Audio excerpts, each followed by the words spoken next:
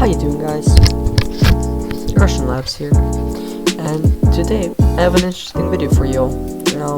So as you might see, we will be reviewing the Pfister Comet S2. Now, on this week, it can be found on Legendary Motorsport for actually a discount of $300,000 right over here.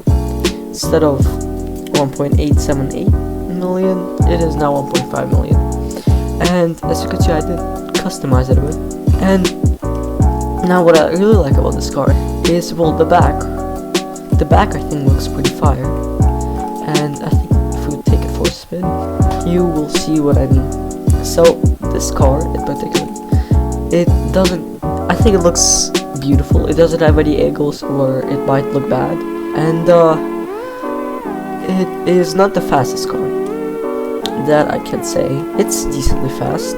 It goes to 140, I believe, but in my opinion, it doesn't need to be fast.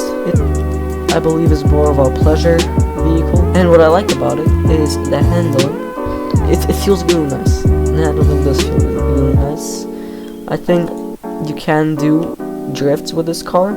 Of course, I probably can't. I suck at that sort of stuff. I can sort of spin it like that. It doesn't really spin out. I feel like the back is heavy enough where the car doesn't really spit out. And again, as I said, the back does look fantastic.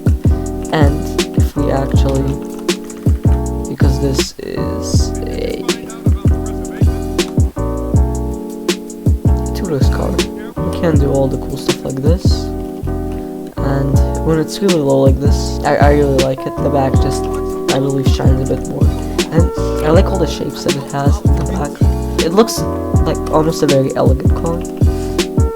And the front looks really awesome. It also does have a lot of great customization options, which I will go over very soon. It has a lot of these customizations, so if you're really into customizing your cars to make them feel just a tad bit more personal, I really do recommend buying this car. Again, it is on sale right now. Pick it up. And now we have the basic ones, the windows, and what I also noticed is it also covers the light glass. Now, the bumpers, it has a bunch of customization options, and it's really classified down into the endurance bumper, performance bumper, and of course you have your carbon option, drag, backdate, and tuner, and of course stock.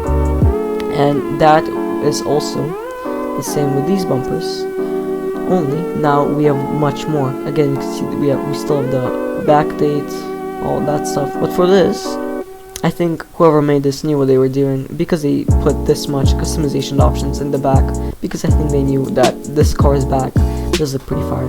Now I went with the very last option. Details out the back, just that more, makes it much more vivid. But of course, there's a bunch. There's even closed options, so you pick what you like. We have the fenders. Again, I chose not to put any, and I think it's an obvious choice why.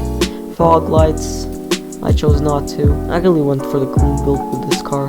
Yeah, of course we have the headlight covers. I put none, but I may put maybe this yellow one sometime later. Now we have the hood catches and the hood. We have all these. I put none because again, I really like the clean look, and I kept it stock as well. Keep these things to a minimum. Of course, I may probably put something else later. Right now, I'll stick with the stock option. Now the interior, this thing has a lot of interior options. Not as much as the lowrider, of course, but this is not a lowrider. Now we have the doors, the seats, quite a lot of seat options actually. Steering wheels, I went with this one because I like buttons, and the roll cage. Again, pick what you like. This has a lot of options. Now liveries, this thing has 12 liveries. I think that's a good amount. And we have from the cleaner ones like these, which are just some strips and a logo, to full-on camo liveries. And I went with none. I really love the look of this car by itself. Yeah, it does have some roof accessories, but I just feel none, besides maybe this one, really fit the car's aesthetic. And of course the roof, nothing much to see here. The splitters, none. The skirts, I went with the street ones. Quite a lot of options there as well.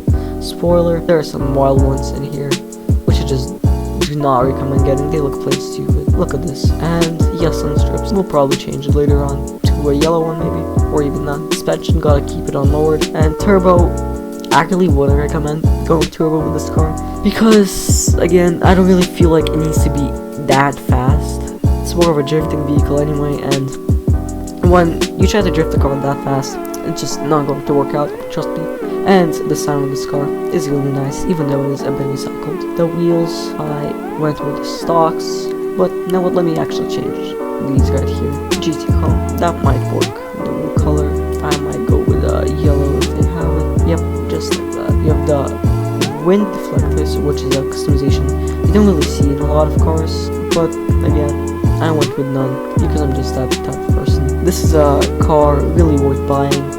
I believe it is miles better than the other Pfister Comet options. That has been my review of this car. Would definitely recommend it. Sounds great, looks great, drifts great. Speed, it's alright. It hits 140.